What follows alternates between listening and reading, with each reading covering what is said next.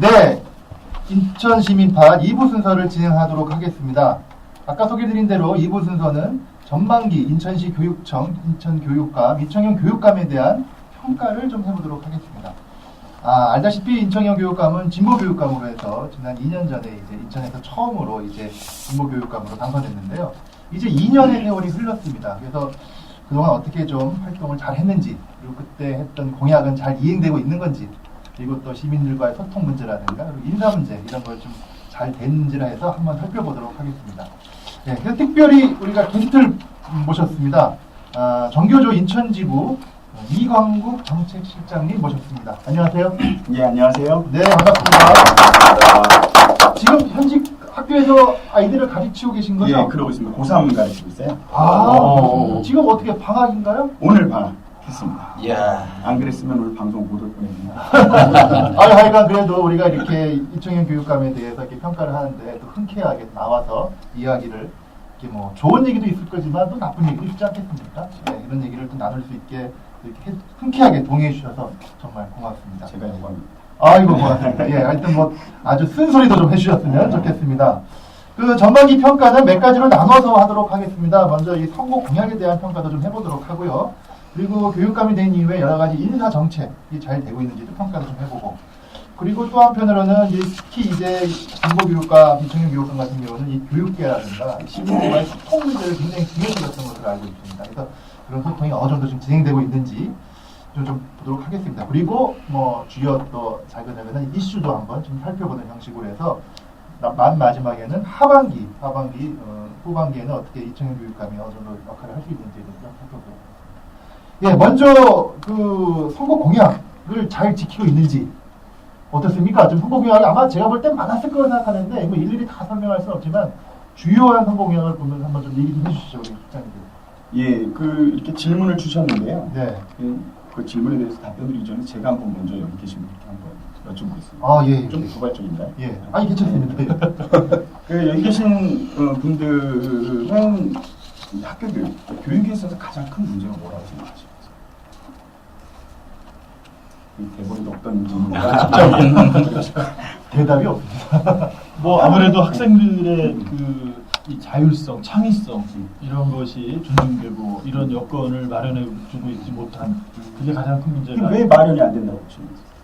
그야 뭐 우리나라 교육제도도 문제지만 실제로는 일선의 또 교육부의 기준도 문제지만 또 시도는 또 교육감이 갖고 있는 재량권이 있고요.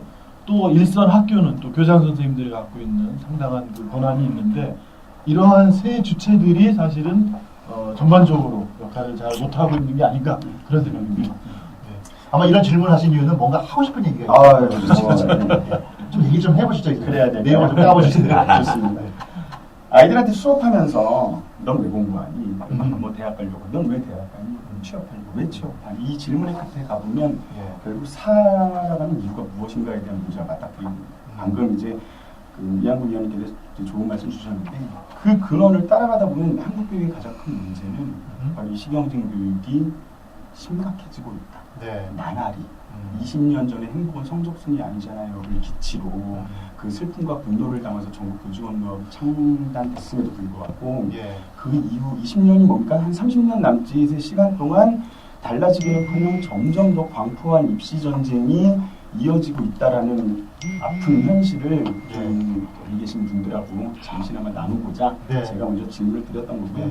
그런 측면에서 보면은 이른바 진보교육감이라고 이제 칭해지는 우리 이제 이청용 교육감의 2년 전반기 어떤 의정 평가 역시 그 프레임으로부터 출발될 필요가 있다. 이런 말씀을 좀 먼저 드려볼 수 있을 것 같습니다. 그럼 주요하게 한번 공약을 한번 좀 얘기해 보시죠. 어떤 부분이 좀 더 제가 이제 오늘 이제 그 공약 관련 이제 평가 이제 이렇게 좀 하신다고 해서 제가 직접 자료들을 좀 이렇게 가져왔어요. 선거 공약서 그래가지고 이제 첫 화면에 그러니까 첫 장이죠. 그러니까 메인 틀에 이청용 교육감님, 이청용 교육감 이제 사진이 있고 3개의 캐치프레이즈가 있었습니다. 안심하고 보내는 학교, 교육에 걱정 없는 학교, 아이들이 가고 싶은 학교. 아마도 2014년 7월 취임 당시, 그러니까 이제 교육감 선거 국내화에서 세월호 네. 참사가 일어났던 것과 무관하지 않은 첫 번째 공약이었던 것 같고 두 번째 문제는 이제 교육비 걱정 없는 학교 이렇게 해서 이제 사교육비 문제도 굉장히 이제 많은 이제 논란이 됐지만 무상급식 문제라든지 아니면 보육은 조금 차원이 다를 수 있는 문제긴 하지만 이제 보육과 이제 교육 양면에 들어가는 이제 학부모님들의 이런 부담 이런 것들에 대해서 좀 경감을 하고자 했던 것 같아요. 그다음에 이제 마지막으로 아이들이 가고 싶은 학교 그래서 이제 이른바 혁신학교 인천형 혁신학교로서는 행복배움학교 이렇게 이제 이루어지는데 이런 혁신학교나 혁신지구를 좀 확산하는 세 가지의 경향을 크게 가지고 있었습니다. 평가에 보면 한 몇 점 정도 주시겠습니까? 65점. 역시 잘하는 아이가 60점 이렇게 안 주네요. 65점. 뭐 하시네요. 지금 언급하신 대로 그런 거 문제, 뭐 두발 자유화 문제라든가 혁신학교 문제, 무상급식 문제, 뭐 이런 게 아마 주의하게 됐던 것 같은데 실제로 지금 두발 자유화는 된 건가요? 어떻습니까? 됐습니다. 아, 이거 인천에는 이루어졌어요. 모든 학교에서는 이제 두발 자유화는 이루어진 겁니까? 우리 아이들이 굉장히 만족해 하는 것 같습니다. 굉장히 만족합니다. 이게 학교의 변화라고 하는 것은 어떤 거시적인 뭐 정치나 경제처럼 거시적인 변화도 중요하지만 이 작지만 큰 변화 이것이 학교를 견인할 수 있는 힘이거든요. 그런 측면에서 두발 규제가 폐지했다라고 하는 부분들은 굉장히 큰. 이 두발 자유화는 다른 시도에도 일부 되지 않았을까요? 맞습니다. 그죠? 이른바 진보교육감이 당선된 지역에서는 많이 대부분. 부분이 네. 일제시대 잔재라고 알려져 있던 이런 두발 문제, 그다음에 선도부의 존치 문제 이런 선도부. 것들이 많이 이제 학생 인권들이 이제 담론화되면서 좀 형성된 성과다 이렇게 볼 수 있을 것 같아요. 경기도에서는 8시 등교를 폐지하고 9시 등교를 모든 학교 시행했는데 인천은 어떻습니까? 좋습니다. 이청년 교육감이 초반에 경기도의 9시 등교제에 대해서 굉장한 시샘을 아마 가지지 않았을까 싶은데 언론에 많이 났죠. 네. 네. 뭐 약간 이제 농담격으로 시샘이라는 표현을 썼지만 아이들이 아침에 아침밥도 못 먹고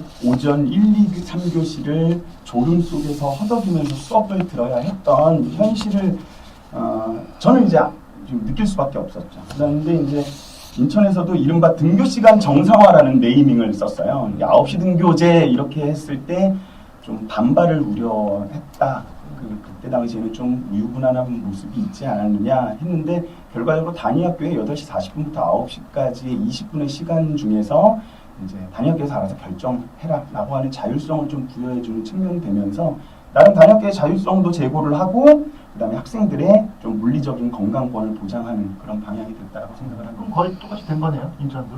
그렇습니다. 근데 이제 대부분 9시 등교를 선택하기보다는 8시 40분 등교를 선택해요. 그렇죠. 40분이나 9시나. 이전에 비하면 엄청난 변화입니다. 20분이면 굉장히 큰 겁니다. 그렇습니까? 근데 왜 9시가 자율성을 줬음에도 불구하고 각 학교에서 9시가 아니고 8시 40분을 선택했을까요? 이게 8시 40분에 등교가 되면 8시 40분에 1교시를 시작하는 게 아니거든요. 제가 그 막내가 20살, 그다음에 둘째가 이제 22, 그다음에 큰애가 24인데요. 큰애는 지금 이제 없애려고 하는 면학실, 이제 여기 그 여고에서 면학실을 다녀서 7시까지 이제 학교를 가서 제가 같이 학교를 나오느라고 의외도 거의 7시. 그래서 늦어도 7시 반에. 그리고 둘째는 또 조금 늦게 왔는데 셋째가 바로 이 9시 등교 정상화 세대예요. 그래서 갑자기 8시 40분 고3인데 뭐 이렇게 가더라고요. 그냥 뭐 늦잠 실컷 자고. 그랬더니 어떻든가. 저도 같이 늦게 나오게 됐어요. 한 가지 더 고무적인 변화는 뭐냐면 이 등교시간 정상화라는 네이밍을 어쨌든 굉장히 의미 있게 잘 짰다라고 보고 이번에 정규 인천지구에서는 교육청에게 요구한 것이 있습니다. 하교시간 정상화. 그래서 이제 고등학교 3학년 같은 경우는 10시에 이제 퇴근이라고 해야 되나요? 10시에 하교를 하게 되고 고등학교 1, 2학년 학생들도 9시에 이제 하교를 하게 되는데 등교 시간까지 감안하면 12시간에서 14시간 학교에서 일하는 학습을 하는 거죠. 얼마 전에 세계보건기구에서는 2급 발암물질로 지정한 것이 있었습니다. 야간 노동입니다. 근데 청소년 학생들이 성장기에 야간 노동을 하는 것이나 다름이 없는 거거든요. 여전히 등교시간 정상화는 이루어졌다고 하지만 아까 말씀드렸듯 입시 경쟁 교육이 온전한 상태에서 미시적인 변화들로는 이런 것들을 이제 바꿔낼 수 있는 데는 한계가 있다는 측면에서 학벌 사회 타파의 문제, 입시 경쟁 교육 폐지의 문제를 그러니까 철학적으로 바탕에서 가지고 있지 않으면 안 된다. 이런 측면에서 교육감에 대한 평가도 이루어져야 네, 되고. 하여튼 뭐 지금 지적해 주신 거는 이제 뭐 두발 자유화 문제라든가 그리고 이제 학교 이제 그 사교 시간, 등교 시간 문제 이런 건뭐 학생들 입장에서는 굉장히 좀 뭐라 그럴까요? 좀 긍정적인 측면인데 어떤 형식적인 측면을 좀 더 강조했다고 치면 내용적인 측면을 한다면 이제 혁신학교 얘기를 또 빠지진 않을 수 없는 거 아니겠습니까? 왜냐하면 일반 분들은 인천 시민들은 혁신학교 하면 이게 잘 굳이 내용이 뭐야 이렇게 좀 그러신 분도 있을 것 같아서요. 제가 동인천에 살고 있어요. 네. 그런데 이제 거기 이제 좀 이사를 좀 가려고 마음을 먹었다가 저희 큰애가 지금 8살 초등학교에 입학을 했는데 작년 재작년에 이제 집 앞에 있는 학교가 혁신학교가 됐다 그래가지고 네. 이사 가는 걸 포기하고 이제 지금 아이가 학교 다니는 걸 지금 보고 있습니다. 제가 고3 가르치는 교사인데 저보다 학교를 더 일찍 갑니다. 왜요? 가야 되나요? 혁신학교 아니 학교에서는 늦게 오라는데 애가 재밌다고. 딱지 가방 한 200개 들어있는 딱지 가방을 이제 딱 그 어깨에다 둘러매고 이제 아침에 학교 다니겠습니다 하고 가는 모습을 보는데 물론 초등학교 1학년이기는 하지만 초등학교 1학년은 뭐 대부분 재미있어 한다고 해요. 뭐 이제 좀 공부시키는 학원을 보내거나 뭐 이러지는 않기는 하는데 어쨌든 이제 그러한 혁신학교를 통해서 좀 인천 전체에 어떤 배움의 공동체 이런 것들을 좀 확산시키려고 하는 게 인천 교육감의 애초 공약이었다라고 봤을 때 그 부분은 분명히 의미 있는 한 지점이라고 볼 수 있을 것 같아요. 혁신학교도 그렇지만 이제 무상급식 같은 경우는 이제 시 어떤 재정이 일정 정도 좀 소요되는 부분이 없지 않습니까? 그런데 제가 듣기로는 시의회와의 어떤 여러 가지 관계로 인해서 특히 무상급식 같은 경우는 거의 좀 안 됐던 부분이 있고 혁신학교도 원래 계획했던 것보다 굉장히 좀 인기가 있다는 그런 측면에서 평가해 본다면 어때요? 좋습니다. 그 말씀 드리기 전에 아까 한 말씀만 더 드리면 보통 혁신학교가 이제 아이들 공부를 안 시키고 뭐 놀기만 한다 이런 이제 한 가지 오해들도 있는데 이른바 미래형 학력 이렇게 이제 표현을 해서 아이들을 단지 놀게만 하는 것이 아니라 놀면서 공부하게 하는 놀이 과정에서 진정한 어떤 배움이 이루어질 수 있도록 한다라는 측면에서 제가 이제 그 초등학교 아버지회에 한번 나갔더니 아버님들이 이제 그런 얘기를 하시더라고요. 그 뭐 혁신학교라 애들 뭐 공부도 안 시키는 줄 알았는데 우리 애들이 더 똘똘해져가지고 지금 학교를 다니고 뭐 이런 이제 표현도 하는데 그런 부분들을 중학교나 고등학교까지 어떻게 확산시키느냐 하는 것이 이제 과제가 될 것 같아요. 방금 무상급식 이제 말씀 주셨는데 여기 이한구 의원님도 계시지만 처음에 무상급식을 공약으로 내걸었음에도 불구하고 시의회에 노골적인 방해가 있었죠. 그런 부분들은 굉장히 이한구 의원님 이한구 의원님이 반대하셨습니까? 왜 반대하셨습니까? 뭐 이렇게 얘기한 건 아니었는데 두 가지 문제가 있습니다. 그러니까 이 중학교 무상급식을 내걸으셨지만 그러면 반대하는 시의원들을 이게 무조건 그 반대가 아니고 나름대로 또 반대하는 이유가 있었어요. 그렇겠죠. 저는 물론 계속 해야 된다고 했지만 근데 왜 그런 부분을 시정하려고 하지 않냐는 거예요. 예를 들면 현재 진행되고 있는 초등학교 무상급식이 각 학교에서 이런 학교장님이나 학교의 그 영양교사나 학교 구성원들로 인해서 과연 그 무상급식 지원하는 돈만큼 아이들한테 제대로 된 식단 그런 식재료를 공급되고 있냐는 거예요.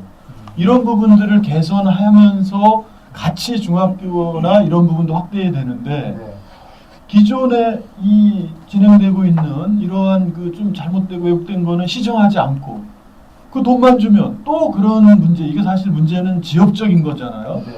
근데 이걸 반대하는 이런 의원들한테는 그게 반대 논리로 계속 작용되는 거예요. 지금의 문제는 이 새로운 걸 확대하는 것도 중요하지만 기존에 잘못되고 왜곡된 부분을 혁신하고 그러면서 가야 되는데 그런 노력들이 수반되지 않는다는 게 지금 이 진보교육감 우리 교육감님이 긍정적 업무에도 불구하고 부정적인 게 같이 따라다니는 이유인 거예요.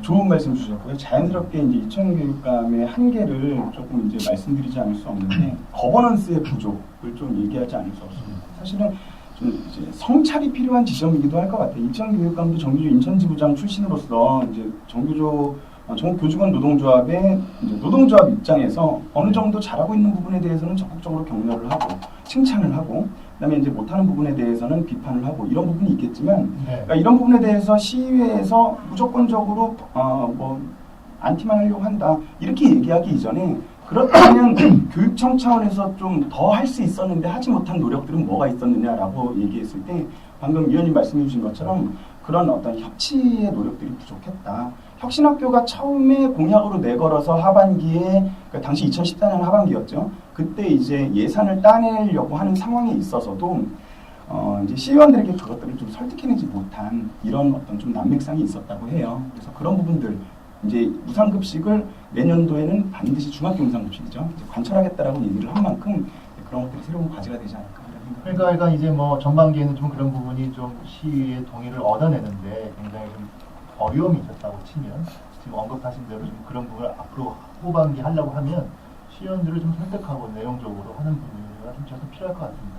근데 저는 좀 문제가 그렇게 지적할 수도 있지만 다수당 시의회 다수당을 차지한 새누리당 의원들이 작심하고 그렇죠. 작심하고 진보교육감의 여러 가지 공약사항을 실현하지 못하게 하려고 그래서 시의원들이 가지고 있는 최대의 권한사항인 예산 심의권을 가지고 이렇게 또 중학교 무상급식을 일부 초등학교에서 안 된 점을 핑계 삼아 그를 전격 다 잘라버리고 특히 강화군이나 동부에서 구 단위에서 예산을 편성해 갖고 올라오는 것조차도 승인을 해주지 않는 이런 상황에서 과연 거버넌스 정신만 가지고 그걸 실현할 수 있겠느냐라고 하는 문제에 대해서는 우리 함께 논의가 좀 필요한 상황이라고. 그러니까 새누리당 의원들이 좀 의도적으로 아주 의도적이고 정치적이죠. 네.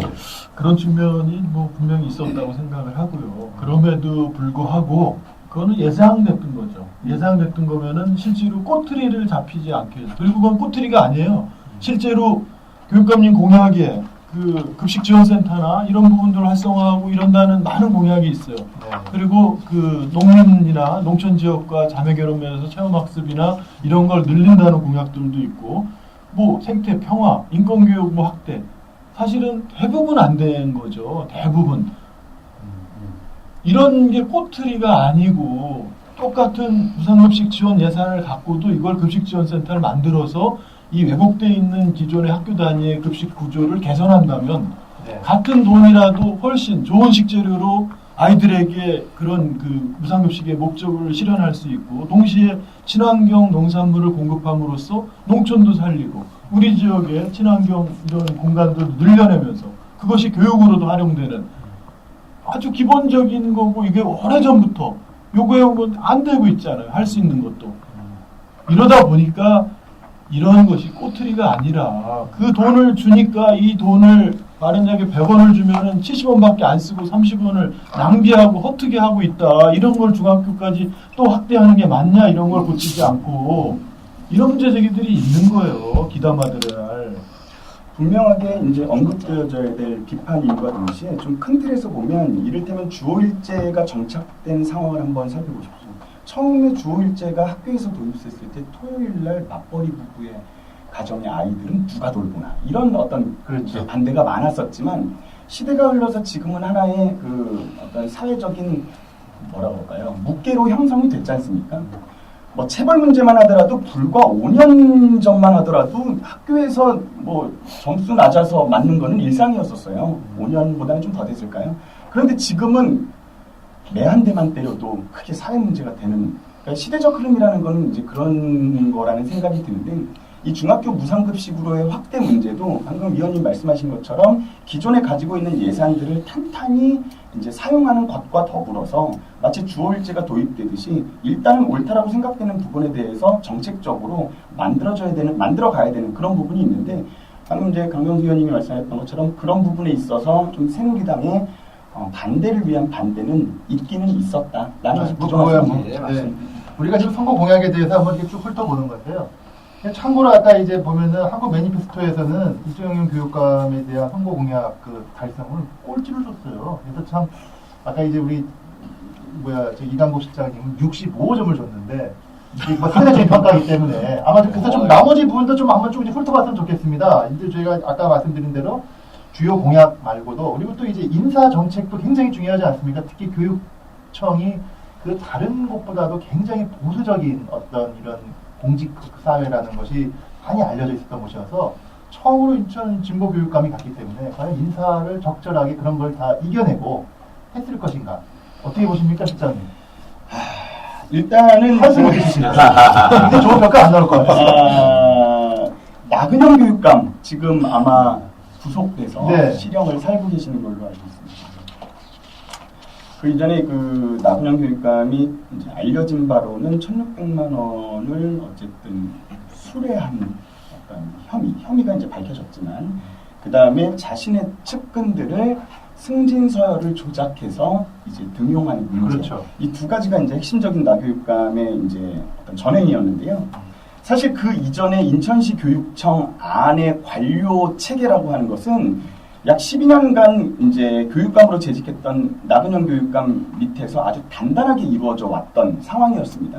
이것을 협파하는 것이 진보교육감으로서의 성패를 좌우한다라고 할 정도로 이 인사정책은 매우 중요한 문제이기도 했고요. 나름대로 교장, 교감으로 승진하려고 하는 사람들의 실적 위주의 어떤 학교 생활. 사실상 여기 계신 분들 다 아시겠지만 뭐 일반 기업체에서도 승진을 하기 위해서는 어떤 과정을 거쳐야 되는지 사실은 좀 알고 계시지 않습니까? 학교에서는 삼겹살을 3,000번 구워야 교감, 교장이 된다. 이런 얘기까지 이제 하고 있거든요. 그만큼 접대를 잘해야 하고. 3,000번. 약간 과장, 그러니까 삼겹살을 이렇게 뒤집어야 되니까 누군가 옆에서 뒤집어야 되지 않겠습니까? 좀 농담격으로 말씀을 드리는 건데 어쨌든 그런 상황에서 능력 위주, 그 다음에 아이들을 진정 위하는 교사들이 자연스럽게 승진될 수 있는 구조를 만드는 것은 굉장히 중요하다. 이런 판단들이 있었죠. 네. 그래서 당시에 평교사 4명이 이제 교장급에 해당하는 장학관으로 이제 등용이 된 상황도 있었고, 좀 뭐 보수적인 특별 승진이 그렇죠. 네. 이제 보수적인 어떤 측면에서는 그동안 승진을 위해서 노력한 사람들은 뭐가 되느냐 이런 이제 반론들이 이제 충분히 그럴 수 있겠네요. 있었는데 도대체 누구를 위한 무엇을 위한 노력이었느냐를 생각을 해봐야 된다는 거죠. 어떻게든 자기 자신이 승진을 하기 위해서 실적 쌓기 측면의 노력이었는지 아니면 아이들에게 정말 의미 있는 교육 활동을 하는 것의 의미였는지는 좀 무슨 말씀인지 되돌아봐야 될 것 같다는 생각이 듭니다. 예, 하여튼 중요한 뭐 이제 그건 무슨 그런 거 말고도 뭐 다른 원래 또 이제 그 승진뿐만이 아니고 어떤 뭐 이제 그러니까 교장이나 교감님 교장 공모제 뭐 이런 것도 좀 있지 않습니까? 그렇죠. 그러다 보니까 이제 그 내부형 교장 공모제라고 하는데요. 그걸 말씀드리기에 앞서서 아까 제가 말씀드리려고 했던 것도 기존의 나근영 교육감 체제에서 단단하게 뿌리 박혀 있었던 교육청 관료들의 모습들은 어느 한나라시의 진보교육감이 인천시 교육청 안에 들어갔다고 해서 바로 바꿀 수 있는 구조가 아니라는 거예요. 옳다 그르다의 문제를 일단 떠나서 사람의 문제를 떠나서 기존의 체계들을 나름대로 혁신해내는 데 있어서는 굉장히 치밀한 섬세한 전략 이런 것들이 필요한데 그 교육청 안에 기존에 조금 안 좋은 의미에서의 정체돼 있었던 관행을 고수했던 관료들에게 휘둘리는 부분들이 있었다. 적어도 임기 초반에는 그런 부분에 대한 평가는 좀 있어야 될 것 같습니다. 그러니까 좀 더 구체적으로 말씀드리면 저도 교육위원을 2년 해봐서 그런 말씀을 많이 들었는데 나근영 교육감은 강화 강화 출신이시죠? 그리고 인천고등학교 그 다음에 이제 사립중고등학교 이 세 집단의 많은 도움과 협력을 통해서 교육감을 하셨고 또 인사를 전행을 했다 이런 평가가 많이 있는데 뭐 사립학교 부분에 대해서 좀 별도로 얘기하더라도 이게 강화 인맥, 인천고 인맥을 교육청 내 인사에서 이번에 좀 해결이 좀 됐는지요? 어느 정도는 어떻게 보세요? 과거에 그 나근영 교육감 때의 어떤 인사의 어떤 그런 패턴이 요번엔 이청용 교육감이 되면서 좀 정도 좀 변화가 좀 있었는가? 그렇죠. 그게 궁금합니다. 자꾸 깊은 얘기를 하다가 답을 어떻게 해야 될지 난감한 상황인데 적절하게 대답하면 됩니다. 아니 이거는 인천의 교육에 조금만 관심 있는 사람이라면 충분히 알 수 있는 내용이기 때문에 저도 인고를 나왔습니다만 뭐 진실을 알려주마 이렇게 이제 팟캐스트 제목이 있는데 좀 이제 다소나마 그 말씀을 드리면 그런 부분들을 교육청 인사의 특성상 예를 들면 직위해제를 시키거나 어디 뭐 속된 말로 쳐내거나 이럴 수 있는 상황이 아니라는 거죠. 그렇죠. 그 안에 이제 이른바 자원이라고 표현을 할까요? 그 자원이 순환될 수밖에 없는 구조라는 겁니다. 그랬을 때 이제 기존의 어떤 이제 교육청 관료들이 가지고 있는 또 실무적인 능력들이 또 있거든요. 네. 이러다 보니까 사실 이제 엊그제 뉴스에서도 이제 측근 비리가 좀 다뤄지기도 했지만 그런 부분들에 있어서 좀 이렇게 확실하게 그 부분을 이제 가지를 쳐낸다든지 안 좋은 부분에 대해서 확실히 가지를 쳐내는 이런 강력한 리더십은 좀 부족하지 않았나 이렇게 생각을 해볼 수 있을 것 같아요. 그 교육감님 그 공약 중에서 특히 인사 관련 주민 참여형 교육장 공모제, 그다음에 아까도 말씀하신 내부형 학교장 공모제 확대. 그 제가 계속 말씀드리지만 새로운 긍정적 정책을 시도하는 건 중요하지만 사실은 과거에 잘못되거나 이런 정책을 시정하지 않고 긍정적을 확대만 했을 때 어떤 오류가 나타났는지를 이번에 극명하게 보여주는 거예요. 이 주민참여형 교육장 공모제 그 어느 지역 했었잖아요. 교육전청 실패죠. 완전히. 그 교육장이 지역에서부터 여러 그 돌출적이고 아주 그런 특이한 개인의 마치 무슨 뭐 선출제 뭘 준비하는 것 같은 그런 행동으로 사실은 도대체 무슨 검증 시스템을 거쳤냐는 거예요. 자, 그리고 내부형 학교장 공모제. 그동안 공모제가 어떤 긍정적 측면으로 뭔가 자율성, 학교 이런 걸 주기 위한 건데 이 교장 공모제에 의해서 내부 인사평가나 이런 게 결국은 이 아주 왜곡된 또 이런 부분이 지속되는 부정적인 게 나타났어요. 그럼 과연 그런 교장 공모제들을 개선하면서 내부형 공모제를 확대한 거냐? 그렇지 않다는 거예요. 기존 교장 공모제 응모했던 사람들이 서로 이웃학교로 서로 바꿔가면서 또 공모에 응하고 이런 것이 뽀젓이 이루어지면서 그러니까 지금 문제는 교육감님이 그 평교사들을 파격적인 장학관으로 발탁함으로 인해서 정책 분야와 연구 분야와 혁신학교 분야에 새로운 그런 그 교육감님의 정책을 바람을 넣는 건 사실이에요. 네. 문제는 이것이 펼쳐지는 것이 학교 단위란 말이에요. 근데 학교 다니는 교장 선생님, 바로 이 장학관 이 부분이 이렇게 왔다 갔다 하는 이런 교장 선생님에서 좌우지우지 되는데 혁신학교만 해도 그렇잖아요. 몇 군데나 신청했어요. 의회에서 예산을 삭감한 것도 있지만 실제로 혁신학교를 몇 군데나 신청했냐는 거예요. 학교의 교장 선생님과 교사분들이 그런 내용을 보면은 이거는 교육감독 예산을 많이 편성한 것과 실제로 이거를 새로운 교육을 변화시키는 어떤 중점 과제로 추진했는데 방법적으로 이 과거의 시스템을 바꾸지 않으면서 이 일부를 확대하는 거는 임기 4년이란 기간에 상당히 제약적이다. 더군다나 이런 행정의 이 체계, 일반 행정보다도 훨씬 관료적인 게 이 교육행정인데 그래서 지금 그러한 문제들이 나타나고 있다는 거예요. 한계를 좀 지적해 주신 것 같아요. 학교 현장이 어떤지 아십니까? 워낙 입시 경쟁 교육에 휘둘리다 보니까 제가 아무래도 고등학교에 있기 때문에 그래도 이제 그 교육의 정점이라고는 할 수 있겠죠. 혁신학교에 대해서 오히려 의미 있는 뜻을 가지고 계신 교장 선생님도 많아요. 근데 혁신학교라고 하는 것도 자발성의 기초에서 단위학교의 선생님들이 이렇게 하겠다, 으쌰으쌰하는 이런 분위기가 만들어져야 되는데 지금 한국 사회에 특히 고교, 뭐 중학교도 마찬가지입니다만은 어떤 것을 그 안에서 노력을 해서 바꿔보려는 노력을 선생님들이 잘 하려 하지 않습니다.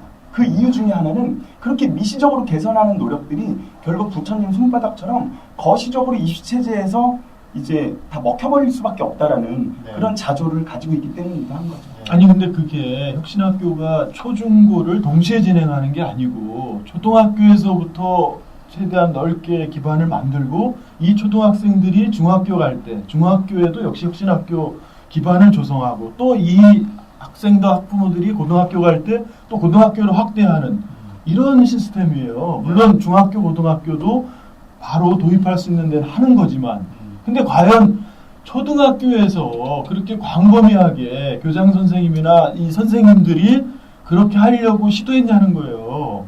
그렇지 않거든요. 제가 지역인 계양만 하더라도 효성동의 그 학교 한 군데를 제외하고는 그 많은 학교 중에서 아무 데도 없어요. 전교조 선생님이 상대적으로 많다는 이 서부 지역조차도 사실은 그렇지 않다는 거예요. 저는 좀 다르게 말씀드리고 싶은데 이제 진보 교육감이 어느 날 갑자기 사실은 당선될 거라고 별로 교육부에서 예측을 안 했을 수도 있죠. 근데 이제 갑자기 당선이 다시 되신 거죠.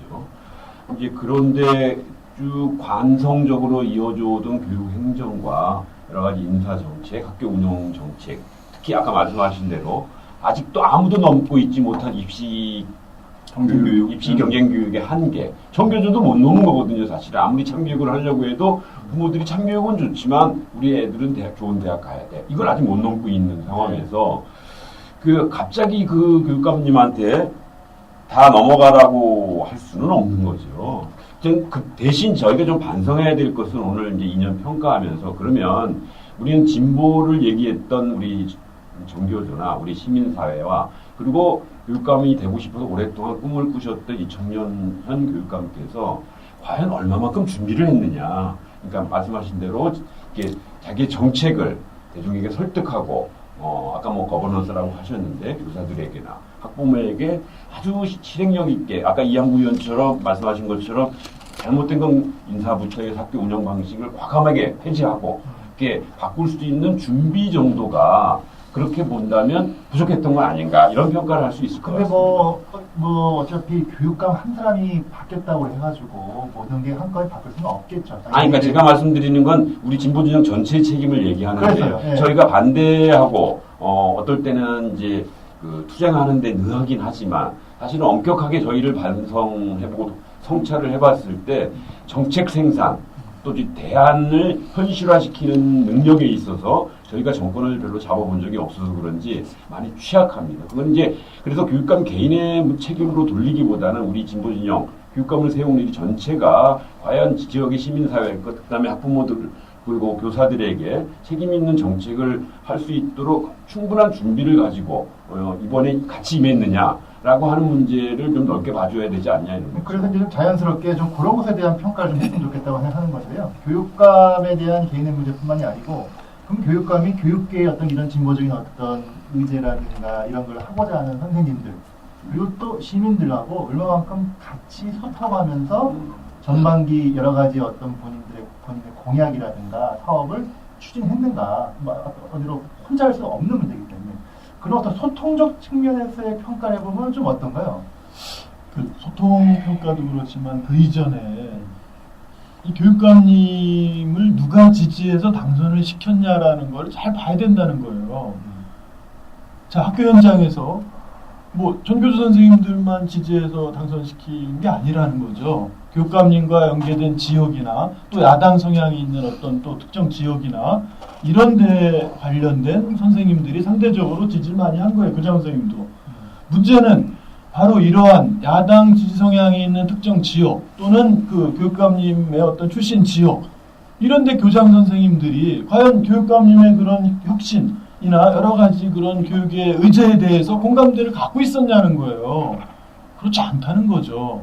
자, 그런 특정 관계 때문에 지진했지만 그 당사자들이 오랫동안 학교에서 그런 교장이 되기까지의 교육 철학과 교육의 행정의 관료제 이런 것들은 전혀 바뀌지 않는 거예요. 이러다 보니까 교육감님의 교육정책이 위해서는 다 바꿔도 일선, 자기를 지지했던 그러한 지역의 교장 선생님들조차도 시행 안 하는 거예요. 그러니까 혁신학교 이런 부분들 신청받는데 대부분의 학교들이 신청 안 하는 거죠. 만약에 교육감님을 진짜 그런 그 교육 정책이나 여러 가지에 공감해서 지지를 했다면 당연히 그런 교육 정책이 성공적으로 뿌리내드리기 위해서 교사들을 설득하고 학부모들을 설득해서 같이 시도했어야죠. 임기가 4년밖에 안 되는데. 어떻게 보면은 지금 말씀하신 부분들이 물리적 시간, 이제 2년이 지나가고 있는 거죠. 그 2년 동안 혹은 그 이전의 선거 준비 과정에서 과연 될 수 있었을까? 실제 학교 현실에서 그 부분은 이상적인 말씀임에도 불구하고 실현하기에는 상당히 시간이 짧을 수밖에 없다고 봅니다. 오히려 우리가 좀 미래지향적으로 나아간다면 이후 상황에서 남은 2년의 임기 동안 지금 말씀해 주신 부분들이 구축될 수 있도록 우리 시민사회 단체들도 힘을 모으는 것 이것도 의미 있는 일이 아닐까 그래서 싶어요. 보면은 지금 이청용 교육감이 정교조 지부장 출신 아니십니까? 근데 보면은 또 정교조하고 또 굉장히 또 막역한 관계였느냐라고 보면 제가 볼 때는 그렇게 봐지지는 않더라고요. 뭐 앞에 노동도 좀 하셨던 예전 뭐 했던 것 같고. 저희들로서도 사실 그 부분을 어떻게 이제 표현해야 될지 조금 난감한 부분이 있는데요. 이를테면 이전 시절 전국 교직원 노동조합 인천지부장 출신이었다라고 하는 부분과 그 이후 교육위원으로서의 행보와 네. 그다음에 교육감에 당선된 이후 이제 올해 전교조가 지금 2심 판결에서 법의 노조 판결을 받지 않았습니다. 예. 그런 상황에서 다른 17개 시도 중에서 이른바 노조와의 단체 협약을 유지하고 있는 4개 지역이 있음에도 불구하고 지부장 출신이 단체 협약을 파기하는 이런 상황까지 지금 되어지고 있는데요. 그러니까 이런 일련의 흐름 속에서 단지 전국 교직원 노동조합 지부장 출신이니까 전교조는 무조건 옹호해야 되고 이런 그림은 아니라는 거죠. 그렇죠. 그러니까 비판해야 될 부분은 비판을 해야 하는데 그런 부분에서 이제 이청용 교육감의 좀 더 강한 리더십을 진보 교육감이라고 한다면 네. 좀 보여줄 필요가 있지 않겠느냐 이런 말씀을 드리는 겁니다. 그러니까 한마디로 애증의 관계가 좀 있네요. 애증이 좋은 표현이신 것 같습니다. 65점에 담긴 애증은 제가 그래서 제가 후하다고 아까 학교 아이들이 선생님은 저기 수행평가 이렇게 채점하시면 참 후하게 주세요 이런 표현을 쓰는데 그러니까 바락은 안 주신 거 아니야? 그렇죠. 60점 미만이 그렇죠. F학점은 아닌 거예요. F학점은 아니고 아직 기회를 주신 거예요. 그럼요. 예. 그리고 이제 뭐 교사, 뭐 전교조와의 관계라든가 이런 것도 있지만 또 시민사회하고의 어떤 소통이라고 그럴까요? 그런 부분도 제가 봤을 때는 좀 이렇게 긍정적인 부분도 있긴 하지만 굉장히 좀 이렇게 좀 아닌 부분도 있던 것 같은데 강명수 의원님은 그 무슨 뭐 시에서 하는 무슨 위원회 이런 게 많이 있지 않겠습니까? 교육청에서? 예, 저는 뭐 개인적으로는 그렇게 아니고 제가 명신여고가 소속된 신성학원 이사, 관선 이사로 약 그렇죠. 1년 반 교육감이 활동하셨죠. 추천을 해서 활동한 바가 있었습니다. 그래서 이거는 지역사회 교육운동에서 부당하게 해고된 교사들의 복지 문제와 또 파행을 겪고 있는 사립재단의 문제를 정상화시키는 문제에서 제가 적극적으로 받아서 열심히 했는데 결과는 뭐 지금 새로운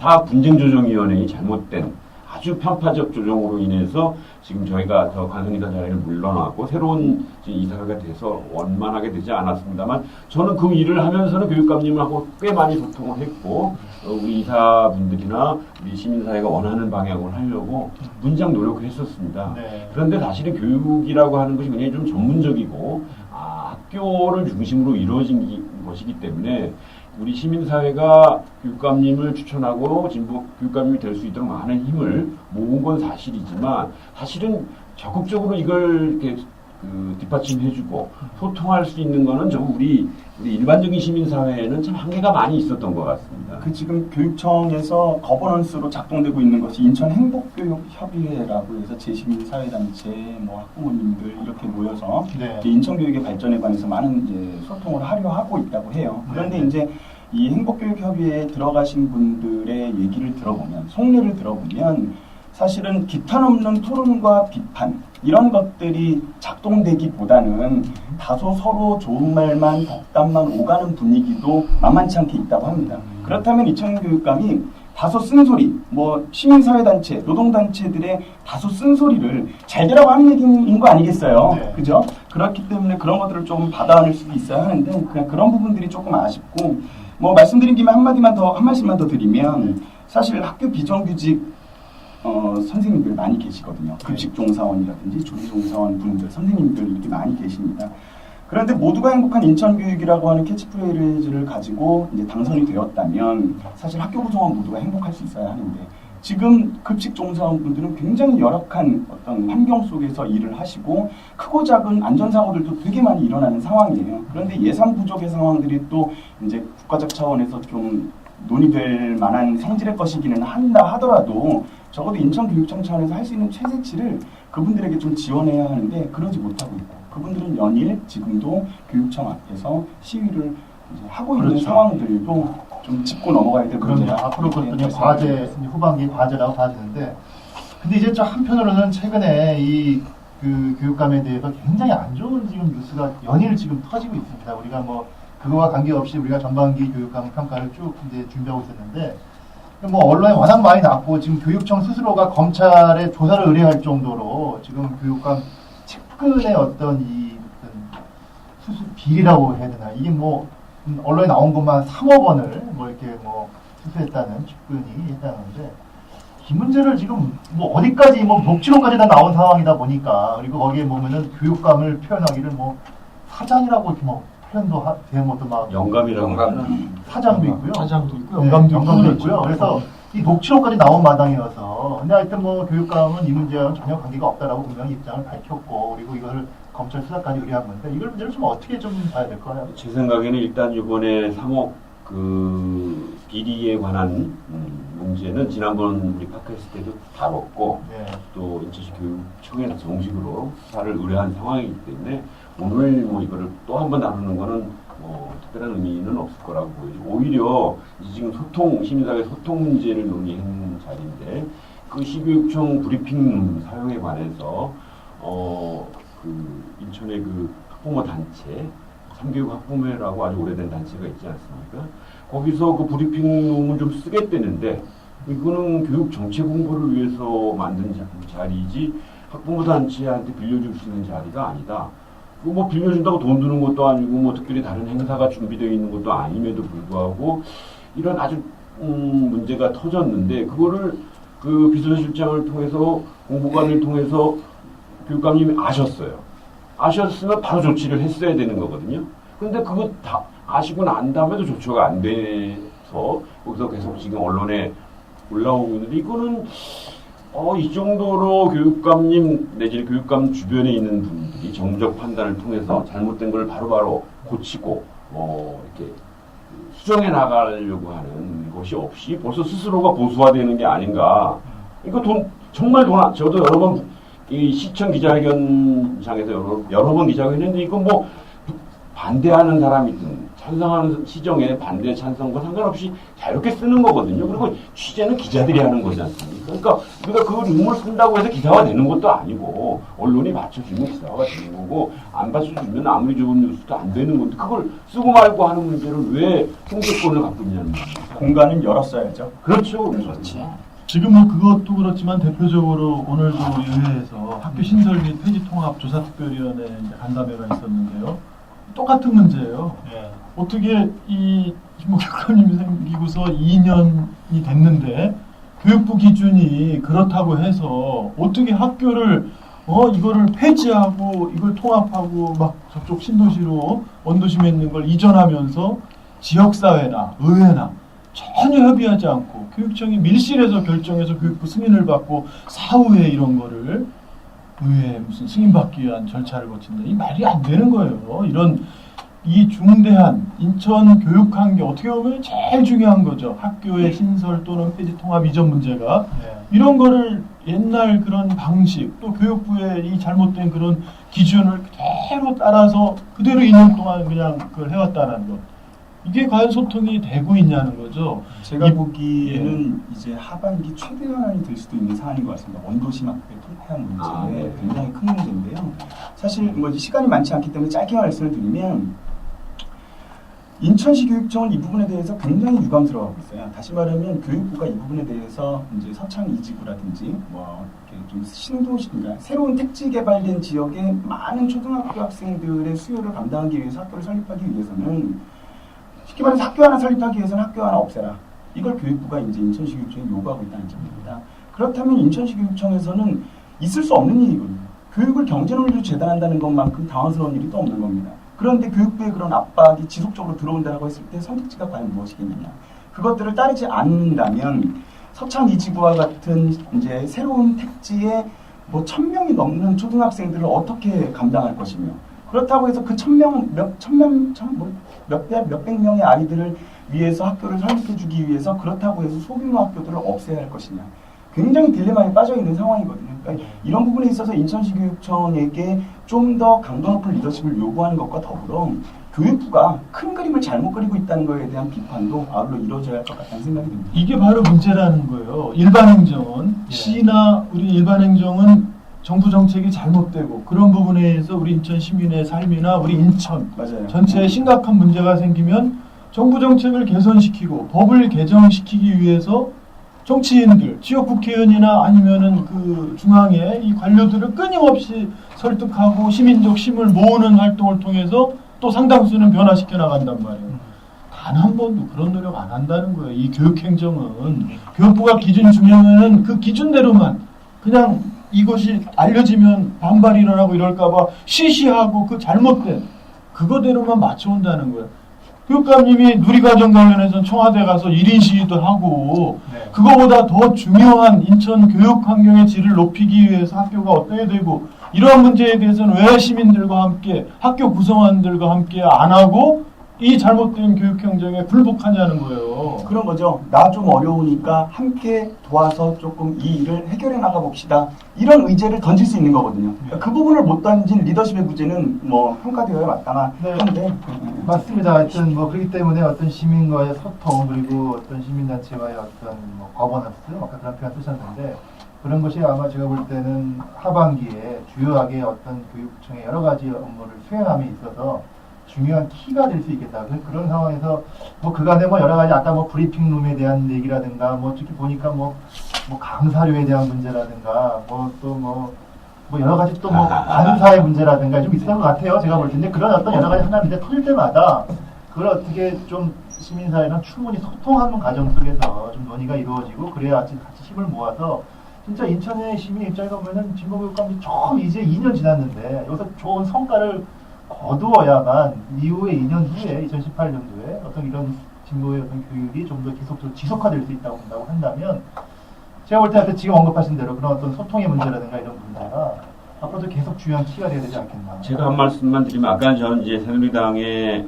시의원들의 정략적이고 정치적인 판단 때문에 무상급식이라든가 여러 가지 제지를 다 한 것도 있습니다만 이제 쭉 말씀을 드리면서 또 지적하고 싶은 것은 지난번 팟캐스트에서 제가 말씀드렸듯이 과거의 교육위원회는 교육 공무원 출신의 교사라든가 교육장 출신의 교육위원이 5명이 있었어요. 그 다음에 일반 시의원이 한 2~3명밖에 없었어요.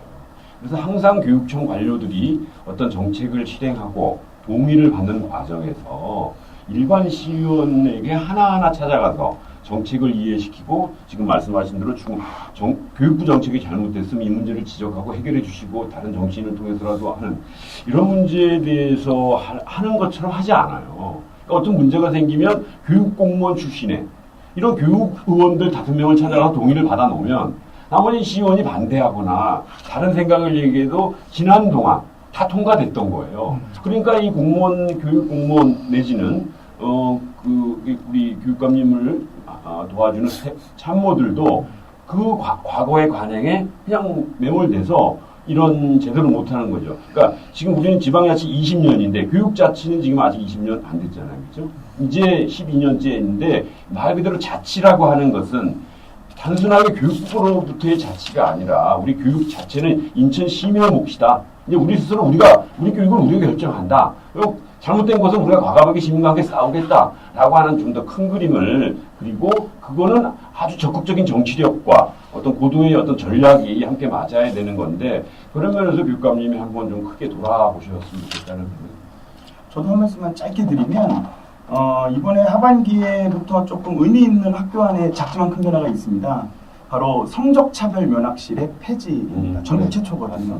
사실은 아까 명신여고 말씀 주셨지만 강병수 위원님께서 그때 당시 해고된 교사들의 해고 이유 중에 하나는 성적에 따라서 공부 잘하는 학생들을 듀오백 의자가 있고 3파장 조명이 그때는 3파장이 없었겠습니다만 그런 어떤 좋은 시설에서 거의 특혜 수준으로 아이들이 학습하는 걔네들만? 예, 그것이 이제 면학실이었는데 이제 성적이 공부를 잘한다고 해서 좋은 환경에서 공부할 수 있도록 하는 것 이런 것들은 모든 아이들이 이제 그 공간에서 활용할 수 있도록 하는 것이 이제 2학기부터 이제 시행될 예정입니다.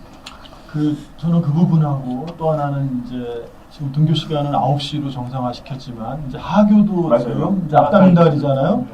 저는 좀 신중한 검토가 필요하다는 생각입니다. 과연 학생들을 일찍 이 강제로 자율학습을 시켜서는 안 되지만 이런 아이들을 그냥 다 하교시켜서 그럼 우리 학교 밖에 이런 아이들이 자기 창의적 그런 청소년 공간이나 여러 이런 부분들이 돼 있느냐 그 다음에 또 여러 가지 과외라든가 학원이라든가 과연 이런 거로부터 이 입시제도가 강제적인 이런 분위기들이 계속 유지되고 있는데 이런 것까지 좀 종합적 검토가 필요하다는 생각이에요.